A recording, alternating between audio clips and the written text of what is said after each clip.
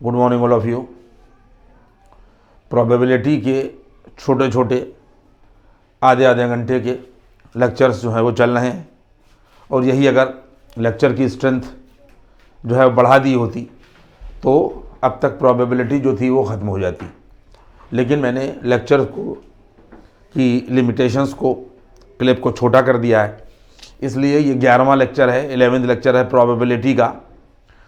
और जितने भी कनेक्टेड वीडियोस हैं उनको आप देख लें तो हर लेक्चर आपकी समझ में आएगा, और उसके बाद में फिर अगला लेक्चर उसके बेस पर आपकी समझ में आएगा। हमने आप लोगों को पीछे प्रोबेबिलिटी में ये बात बताई कि हम लोगों को सक्सेस नंबर ऑफ ट्रायल निकालना है, यानी हमें प्रोबेबिलिटी निकालना है, लेकिन एक ट्रायल में। अभी तक जो भी हम लोग यहाँ के पर पढ़ रहे थे वो प्रोबेबिलिटी निकाल रहे थे एक्सपेरिमेंट की एक ट्रायल में। लेकिन अगर उन ट्रायल्स को बढ़ा दिया जाए, यानी कोई सिक्का एक बार ना उछाला जाए, 10 बार उछाला जाए। सिचुएशन यही है कि एक्सपेरिमेंट को एक बार ना करके रिपीटेडली अगर कई बार किया जाए तो सवाल जो है वो मुश्किल हो जाता है।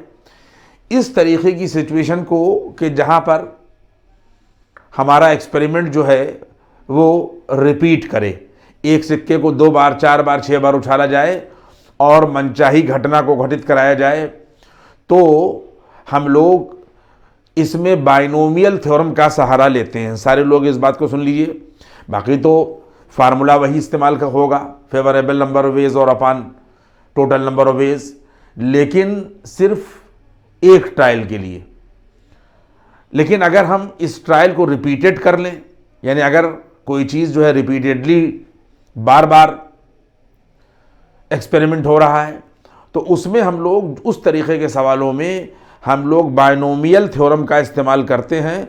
और ध्यान दे लीजिएगा कि ये लेक्चर 11 है, और हमारी जो जिस तरीके से हम पढ़ा रहे हैं उस तरीके से आप इसको जो है वो यहाँ के ऊपर देखिएगा कि बाइनोमियल थ्योरम ऑफ, ये लिखा हुआ है डिटर्मिनेशन ऑफ प्रोबेबिलिटी, ये लिखा हुआ है determination of probability in case of repeated, ये repeated trials by using binomial theorem. ये आपकी यहाँ के ऊपर हेडिंग हो गई।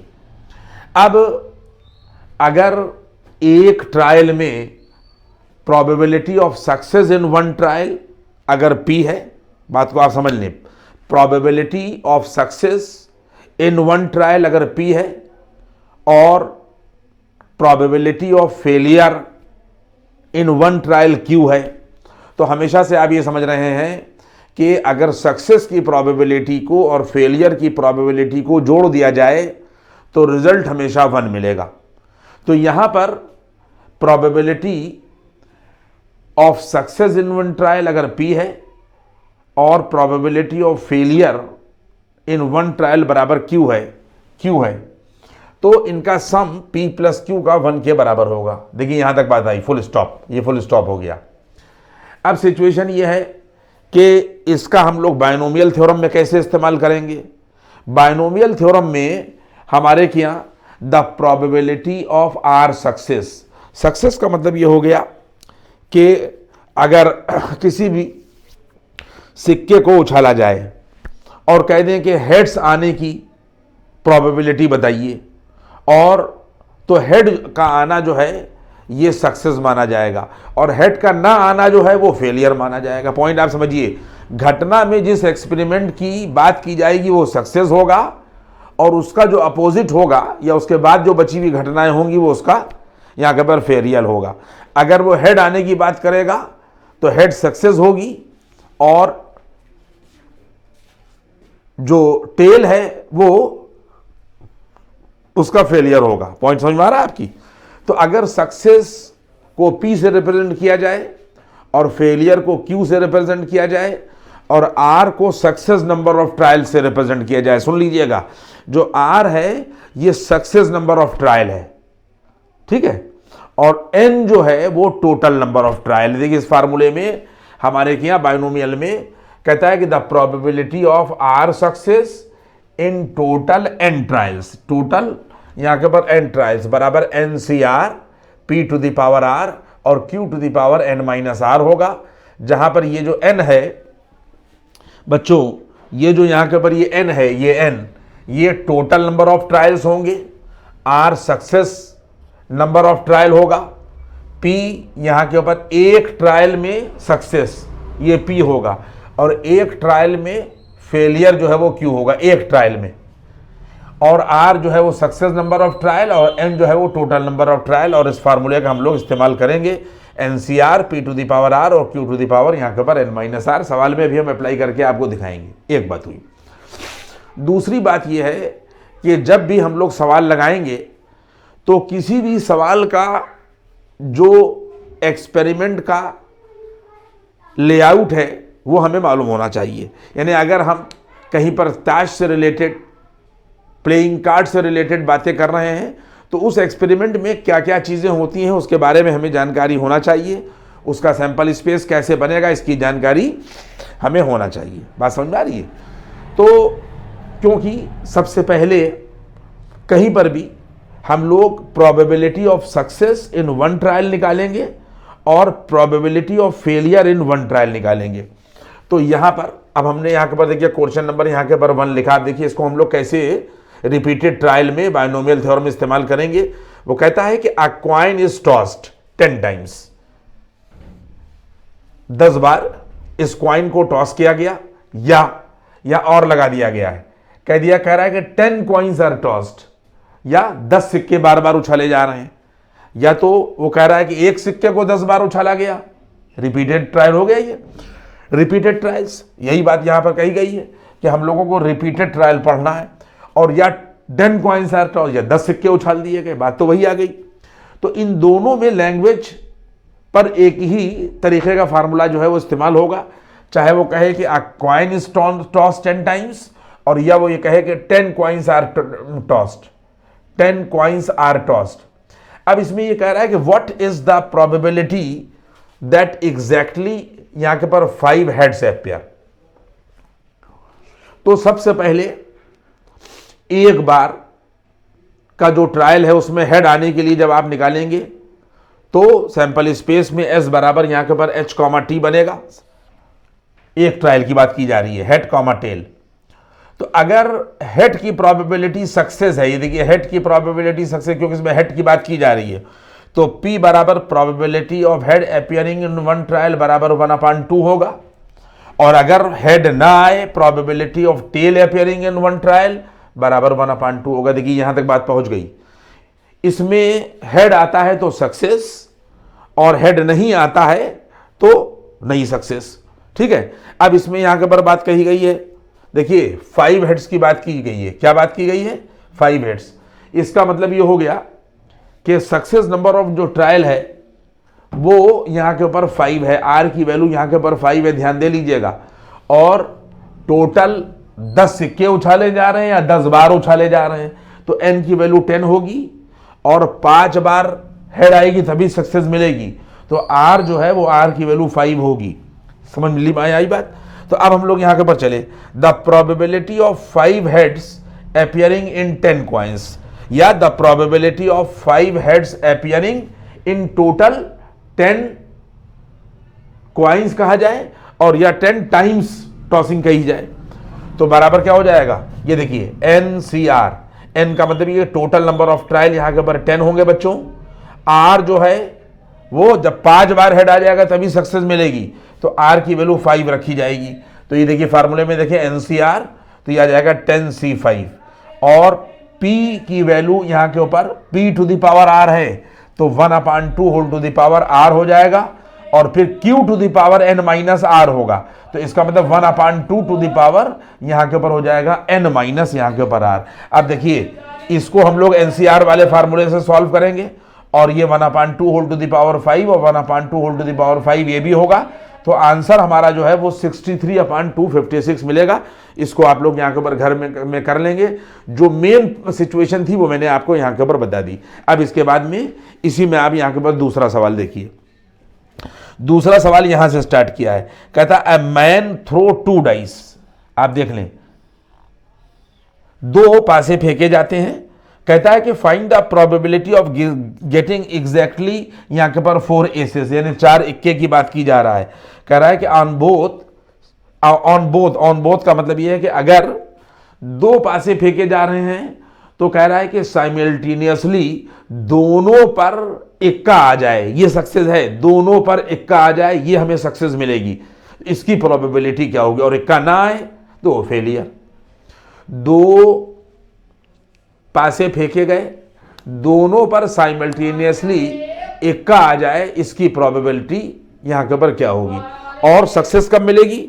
यहां के ऊपर कहता है कि जब 4 मैन थ्रो 2 डाई साइमल्टेनियसली हम ये काम करें, और कहता है कि find the probability of getting exactly 4 aces on both, दोनों पर 4 एसेस। ठीक है, और कितने टोटल नंबर ऑफ ट्रायल हैं? यहाँ के ऊपर ये 6, यहाँ के ऊपर ये टोटल जो ट्रायल होंगे एन की वैल्यू 6 होगी। और यहाँ के ऊपर याद रखिएगा कि आर की जो वैल्यू है, आप ध्यान दे लीजिएगा, यहाँ के ऊपर आर की वैल्यू जो है वो 4 होगी, क्योंकि अगर 4 इक्के आएंगे, 4 एसेस आएंगे, तभी हमको सक्सेस मिलेगी। सब लोग मेरी बात समझ गए? अगर अब सिचुएशन यहां के ऊपर क्या हो गई कि 2 पासे फेंके गए, दोनों पर साइमल्टेनियसली इक्का आए। देखिए, पहले पासे को हमने फेंका तो इस घटना को हमने एक्सपेरिमेंट को कैपिटल ए से रिप्रेजेंट किया, और अगर हम पासा फेंकते हैं तो सैंपल स्पेस एस बराबर यहां के ऊपर ये बनेगा 1 2 3 4 5 6। इक्का आने की प्रोबेबिलिटी पहले पासे पर अगर घटना को ए से रिप्रेजेंट किया जाए तो पी ए बराबर 1/6 होगी। अगर दूसरे पासे पे अगर इक्का आए, इस घटना को हम लोग बी से रिप्रेजेंट करें तो इसकी प्रोबेबिलिटी भी 1/6 होगी। ये लिख दिया गया है, the event of getting 1 ace in 1 throw is, यहां के ऊपर ये ए, ये पहले पासे की बात की गई। Similarly probability of getting 1 ace in 1 throw by, यहां के ऊपर सेकेंड डाइस, ये दूसरे पासे की बात की गई, और दोनों घटनाओं को ए और बी से रिप्रेजेंट किया गया। तो सिचुएशन ये हो गई कि एक पासे पर इक्का आए, इसकी प्रोबेबिलिटी 1/6, दूसरे पर भी इक्का आए 1/, यहां के ऊपर 6, और साइमल्टेनियसली दोनों पर इक्का आए, साइमल्टेनियसली दोनों पर इक्का आए, ये घटना रिप्रेजेंट होगी ए इंटरसेक्शन बी से। आप देख लें इस चीज को कि यहां के ऊपर so the probability of getting 1 s simultaneously on both dice, simultaneously A पर भी आए और बी पर भी आए, इसकी प्रोबेबिलिटी यहां के ऊपर पी ए इंटरसेक्शन बी होगा बच्चों। और ये दोनों इंडिपेंडेंट इवेंट हैं तो P A into P B होगी, और वैल्यू आ जाएगी 1/6 इंटू 1/6 बराबर 1/36। ये पी हो गया बच्चों। हमें सक्सेस कब मिलेगी? सक्सेस जब मिलेगी कि एक ट्रायल में सक्सेस नंबर ऑफ ट्रायल के दोनों पर साइमल्टेनियसली इक्का आए। तो हम लोगों ने पी ए इंटरसेक्शन बी निकालकर P A into P be independent event होने की वजह से कर दिया, 1/6 इंटू 1/6 1/36 हो गई। साइमल्टेनियसली दोनों पर इक्का आए, ये प्रोबेबिलिटी है पी ए इंटरसेक्शन बी बराबर P A into P B बराबर 1/6 इंटू 1/6 बराबर 1/36। यहां तक बात आई। अगर दोनों पर इक्का ना आए तो फेलियर है, तो इसका मतलब ये क्यू हो जाएगा। और क्यू कैसे निकलेगा? ये पी ए इंटरसेक्शन बी का कॉम्प्लीमेंट्री होगा, यानी जब हम लोग पी ए इंटरसेक्शन बी का कॉम्प्लीमेंट्री बच्चों निकालेंगे और वो क्यू होगा तो वो आ जाएगा 1 - 1/36। सब लोग की समझ में आ रही होगी। क्यू बराबर 1 - 1/36 होगा, और ये आ जाएगा 35/36। यहां तक बात आ गई। यानी पी 1/36 दोनों पर साइमल्टेनियसली इक्का आए एक ट्रायल में, ये हम लोगों ने 1/36 निकाल लिया, और इसका फेलियर 35/36 मिल गया। अब वो कहता है कि 4 बार इक्का आए, यही कहा है 4 एसेस एग्जैक्टली, यहां के पर ये 4 एसेस, जैसे ऊपर वाला कहा गया कि एग्जैक्टली 5 हेडेड्स अपीयर, एग्जैक्टली यहां के पर 4 एसेस। तो रिक्वायर्ड प्रोबेबिलिटी क्या हो जाएगी कि टोटल यहां के पर 6 ट्रायल होंगे, यहां के पर टोटल नंबर ऑफ ट्रायल 6 होंगे, 4 सक्सेस नंबर ऑफ ट्रायल होंगे, ये एनसीआर हो गया, ये P to the power R हो गया, और ये क्यू टू द पावर यहां के पर n-r हो गया। 6 - 4 इसको आप लोग सॉल्व कर लेंगे, और जो आपके सवाल की लैंग्वेज कह रही है वो हम लोगों को रिक्वायर्ड प्रोबेबिलिटी यहाँ के ऊपर मिल जाएगी। यहाँ तक हम लोग जो है वो पहुँच गए। अब इसके बाद यहाँ के ऊपर देखें फिर नेक्स्ट क्वेश्चन। अब इसको हम पहले मिटा लेंगे, तभी अगला सवाल जो है वो हम लोग कर पाएंगे।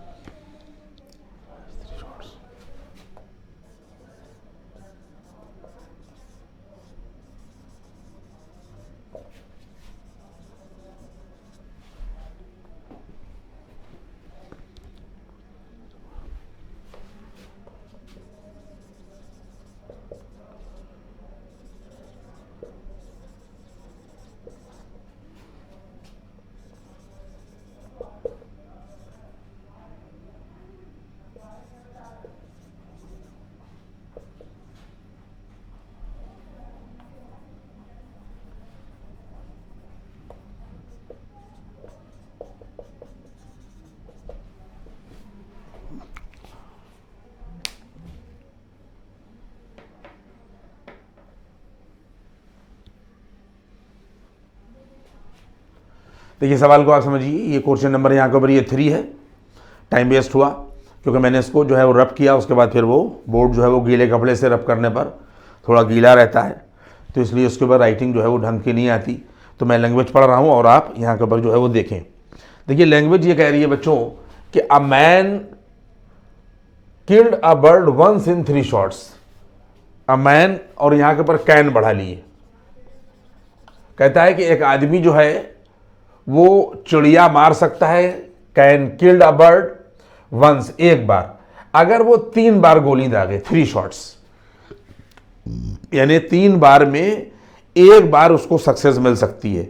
वो सक्सेस पहली भी हो सकती है, पहला जो नंबर ऑफ ट्रायल है वो भी सक्सेस हो सकता है, दूसरा भी हो सकता है और तीसरा भी हो सकता है। एक बात उसको कहता है कि ये मानते हुए, ऑन दिस एजम्पशन, इस बात को मानते हुए, एजम्प्ट करते हुए, ऑन दिस एजम्पशन ही फायर्स 3 शॉट्स, उसने 3 गोलियां दागी, उसने 3 बार फायर कर दिया। तो कहता है कि इस बात की प्रोबेबिलिटी क्या होगी कि चिड़िया मर जाए, यानी चिड़िया के मर जाने की प्रोबेबिलिटी क्या होगी। अब बात को आप सुने, क्योंकि हर तरीके के सवाल मैं आपको लगवा रहा हूँ, प्रॉब्लम्स कम लगवा रहा हूँ, लेकिन मैं आपको हर तरीके की प्रॉब्लम से आगाह किए दे रहा हूँ। सवाल को आपने समझ लिया कि वो कहता है कि कोई भी आदमी अगर 3 बार गोली दागे तो 1 बार चिड़िया को मार देगा, वंस इन 3 शॉट्स। यानी इसका मतलब ये हो गया कि उसको जो सक्सेस मिलेगी वो मिलेगी P बराबर यहाँ के ऊपर बच्चों 1/, यहाँ के ऊपर 3, यानी एक ट्रायल में वो सक्सेस होगा। 3 बार अगर वो करे तो सक्सेस जो मिलेगी उसको सिर्फ 1 बार मिलेगी। इसका मतलब यह है कि सक्सेस नहीं जो मिलेगी वो 1 माइनस यहाँ के ऊपर 1/3 होगी और वैल्यू मिल जाएगी 2/3। देखिए P बराबर यहाँ के ऊपर क्या हो गया, the probability of killing the birds once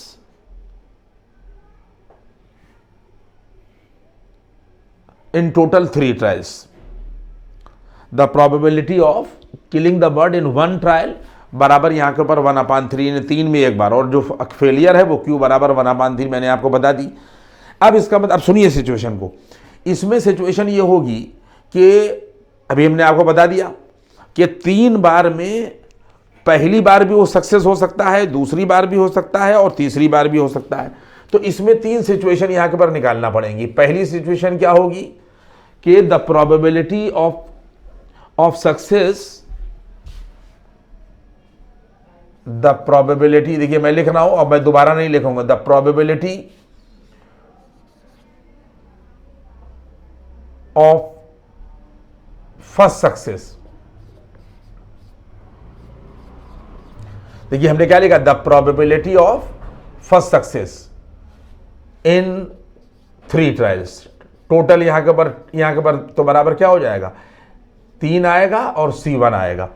the probability of first success, अगर पहली सक्सेस मिलती है तो R की वैल्यू यहाँ के ऊपर 1 होगी, तो NCR हो गया, और P टू द पावर यहाँ के ऊपर ये बच्चों R हो गया, और उसके बाद में 2/3 whole to the power N-R होगा, और ये आ जाएगा 3-1।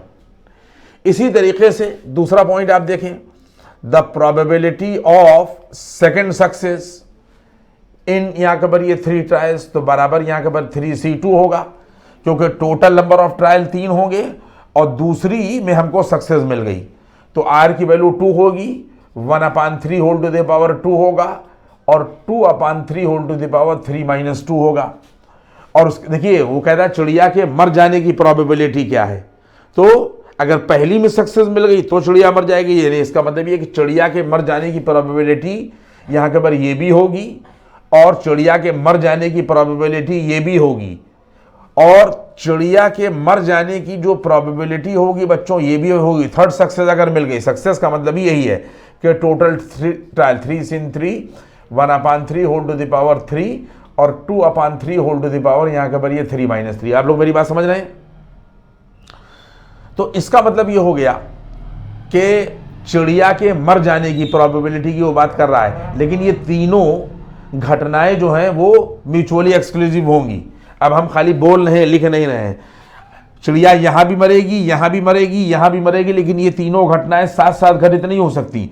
तो all the events are mutually exclusive, इसलिए चिड़िया के मर जाने की प्रोबेबिलिटी यानी रिक्वायर्ड जो प्रोबेबिलिटी होगा, यहाँ के बाद रिक्वायर्ड जो प्रोबेबिलिटी होगी बराबर वैल्यू आ जाएगी 3C1 1/3 whole to the power 1 और 2/3 होल टू द पावर 2, ये 2 हो गया है।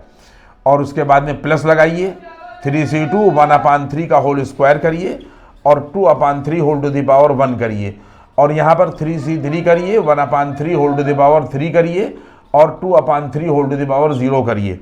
म्यूचुअली एक्सक्लूसिव इवेंट्स थी, इसलिए हमने रिक्वायर्ड चिड़िया के मर जाने की प्रोबेबिलिटी ये सबसे घटनाएं साथ साथ घटित नहीं हो सकती, सबको हमने जोड़ दिया और जोड़ने के बाद में जो रिजल्ट आएगा वही आपका यहाँ के ऊपर आंसर होगा। तो अब आप लोग घर के ऊपर इसको कर लीजिएगा, ये मिलेगा 19/27, घर के ऊपर इसको करिएगा और ये मिल जाएगा यहाँ के ऊपर 19 और अपान यहाँ के ऊपर 27, ये इसका यहाँ के ऊपर आंसर। ये सवाल मैंने आपको समझा दिया। इसके बाद मैं नेक्स्ट क्वेश्चन पे जाऊंगा।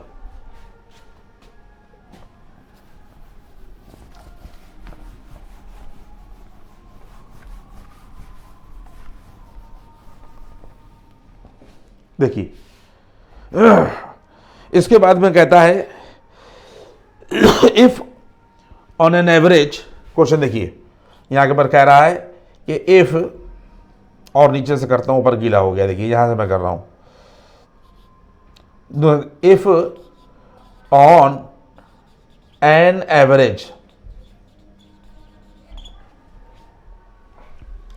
9 ships out of 10 return safely. देखिए मैं लैंग्वेज को पढ़ता जा रहा हूं और नीचे लिख रहा हूं क्योंकि ऊपर जो है वो अभी यहां के ऊपर जो है वो गीला है।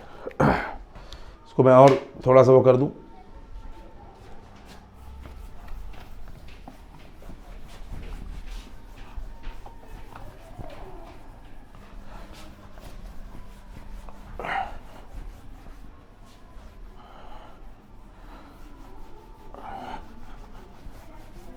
देखिए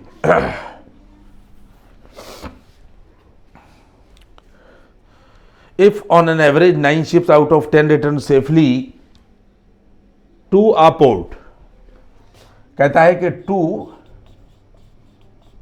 अ पोर्ट, कहता है what is the probability, what is the probability, सवाल में लैंग्वेज में क्या कह रहा है कि what is the probability, what is the probability that out of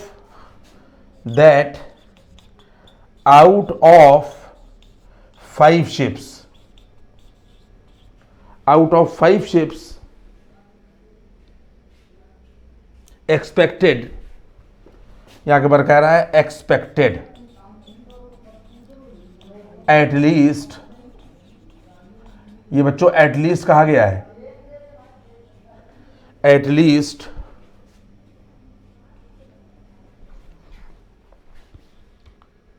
3 will arrive safely, ये कह रहा है कि 3 विल अराइव यहां के ऊपर सेफली।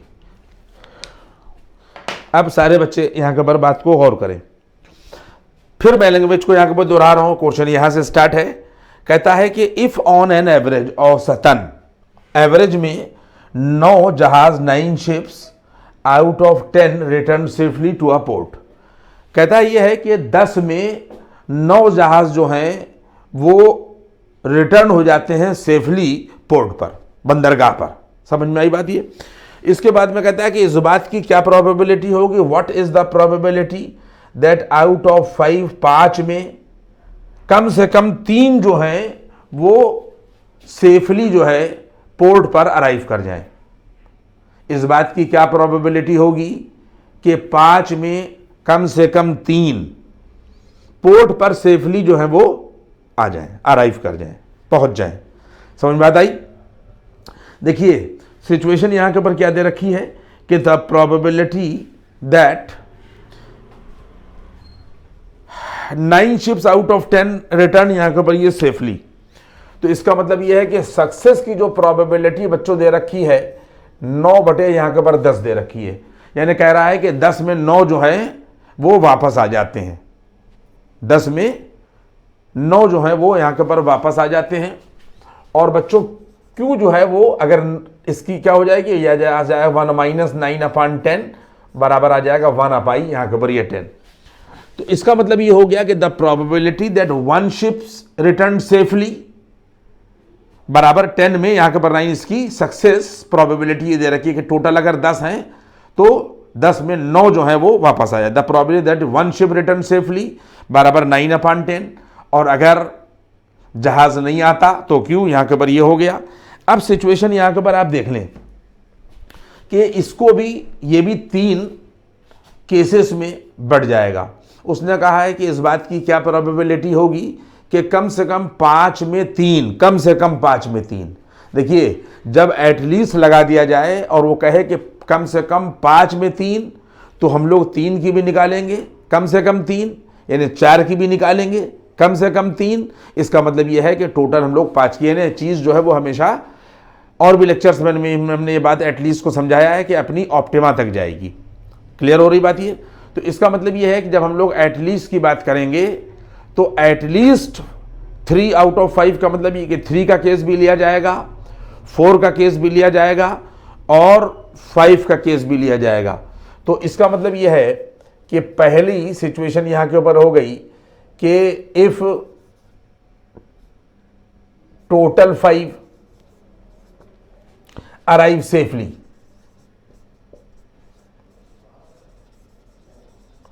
तो बराबर यहां के ऊपर ये हो जाएगा कि ये 5 होगा और उसके बाद में यहां के ऊपर ये आ जाएगा टोटल 5। तो 5 में यहां के ऊपर हमारे पास में ये वैल्यू आ जाएगी 5C5।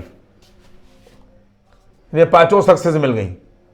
ये टोटल 5 में पांचों जहाज अगर कब कहता कम से कम 3 अराइव सेफली, तो अगर ऑल 5 अराइव सेफली तो 5C5 होगा, और 9/10 होल टू द पावर यहां के पर आर ये 5 होगा, और 1/10 होल टू द पावर यहां के पर ये आ जाएगा 5 माइनस यहां के पर 5 n-r। और उसके बाद में दूसरी सिचुएशन यहां के पर क्या होगी कि इफ टोटल यहां के पर 4 अराइव सेफली, तो बराबर 5C4 होगा, और 9/10 होल टू द पावर बच्चों 4 होगा, और 1/10 होल टू द पावर यहां के पर n-r 5 - 4 होगा।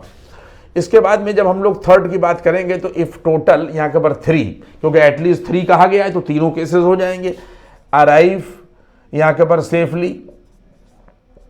तो बराबर ये वैल्यू 5C3 होगा, 9/10 होल टू द पावर 3 बच्चों होगा, और 1/10 whole to the power n-r 5 - 3 होगा। इसके बाद में जितनी भी इवेंट्स हैं वो तीनों म्यूचुअली एक्सक्लूसिव होंगी। ये सारी घटनाएं साथ में घटित नहीं हो सकती, तो all the events are mutually exclusive.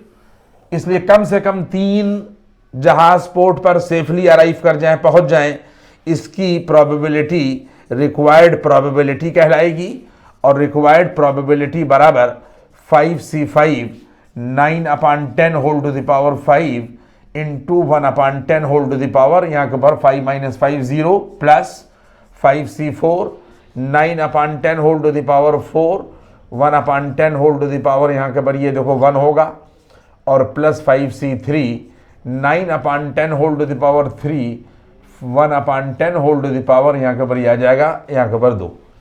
क्योंकि all the events are mutually exclusive, तो सारी घटनाएं साथ साथ घटित नहीं हो सकती, इसलिए सबको जोड़ दिया जाएगा। यही रिक्वायर्ड प्रोबेबिलिटी है कि कम से कम 3 जहाज पोर्ट पर सेफली रिटर्न हो जाएं, इसकी प्रोबेबिलिटी सबको जोड़ दिया जाएगा, और जोड़ने के बाद जो इसका आंसर आएगा वही इसका यहाँ के ऊपर जो है वो रिजल्ट होगा। आप लोग यहाँ के ऊपर निकाल लीजिएगा, रिक्वायर्ड प्रोबेबिलिटी हो जाएगी। अगर ये यहाँ के ऊपर ए है, ये बी है, ये सी है, तो रिक्वायर्ड क्या हो जाएगी, पे ए यूनियन बी, और यूनियन यहाँ के ऊपर ये सी। यहाँ के ऊपर ये हमने बता दिया। अब इसके बाद में मैं नेक्स्ट क्वेश्चन की तरफ जा रहा हूँ।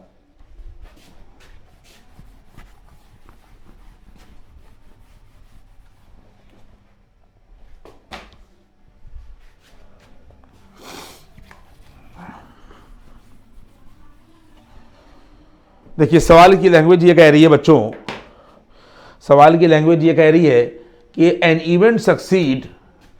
देखिए, क्वेश्चन यहां के ऊपर ये है कि एन इवेंट, यहां पर कह रहा है कि N event succeed twice as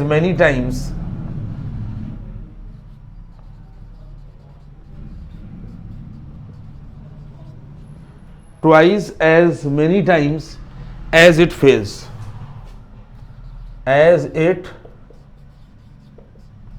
fails, full stop. Find the probability, वो कह रहा है कि find the probability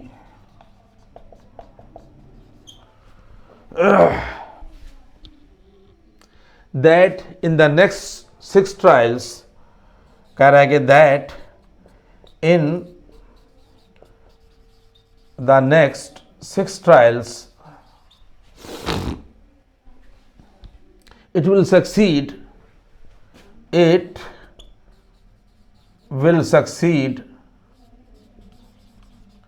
at least 4 times. At least यहाँ के ऊपर देखिए लैंग्वेज यहाँ के ऊपर ये लिखी हुई है, मैं इसको अभी आपको यहाँ के ऊपर जो हूँ वो समझा दूंगा और आप देख लें सवाल में क्या कहा जा रहा है। देखिए सवाल में कहा जा रहा है कि एन इवेंट सक्सीड, ये जो सक्सीड है इसको हम लोगों ने पी से रिप्रेजेंट किया, कहता है succeeds twice as many times as it, यहाँ के ऊपर ये फेल्स।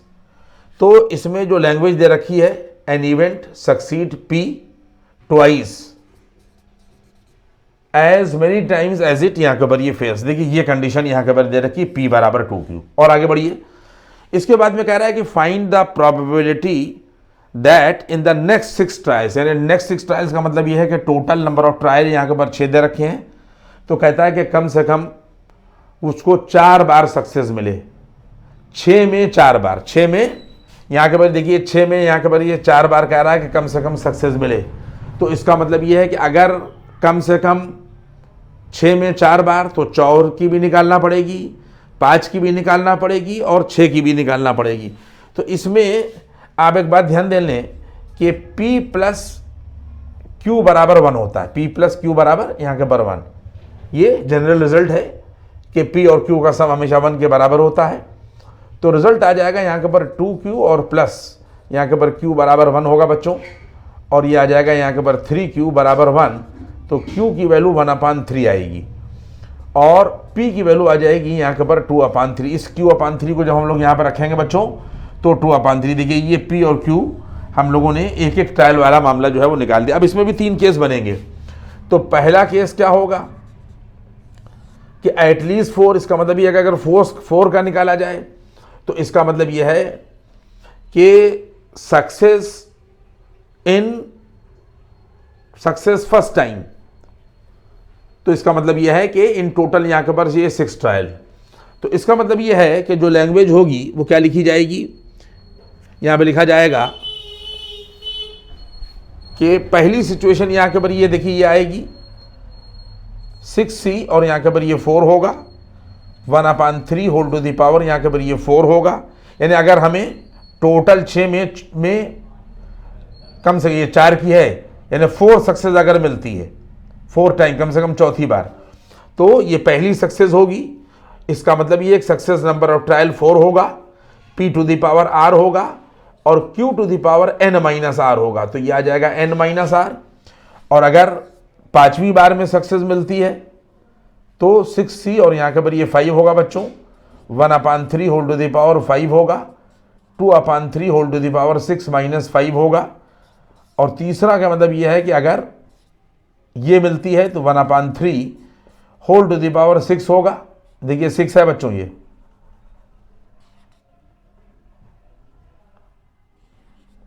और यहाँ के ऊपर वैल्यू आ जाएगी 2/3 होल टू द पावर 6 - 6। कह रहा है कि कम से कम टोटल 6 ट्रायल में 4 बार सक्सेस मिले। तो ये सारी म्यूचुअली एक्सक्लूसिव इवेंट्स होंगी, ये सारी इवेंट्स जो है म्यूचुअली एक्सक्लूसिव होंगी। और रिक्वायर्ड प्रोबेबिलिटी निकालने के लिए हम लोग it will succeed at least 4 times, तो इसमें रिक्वायर्ड प्रोबेबिलिटी निकालने के लिए यहाँ पर हम लोग सबको यहाँ के ऊपर जोड़ देंगे, the probability of occurrence of any one of them, कोई भी एक में सक्सेस मिल जाएगी।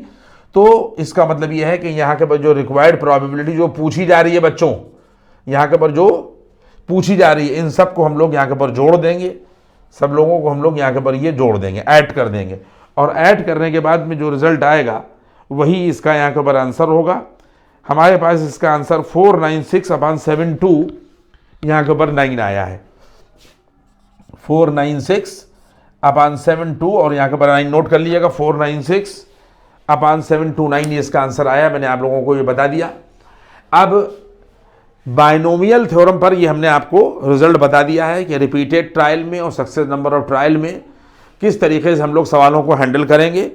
अभी पोर्शन बचा हुआ है, कम से कम 1-2 टर्न भी हम इसको प्रोबेबिलिटी को 2-3 टर्न भी, 11वां लेक्चर है, कम से कम ये 15-14 लेक्चर तक जाएगी, तब जाके प्रोबेबिलिटी आपकी पूरी कवर होगी। उसका अभी देखेंगे कि हम लोगों को क्या पढ़ाना है, आप लोग देखें इसको और कॉन्टिन्यूटी में हर लेक्चर को आप देखेंगे तभी चीज़ें जो है वो समझ में आती जाएंगी। Thank you.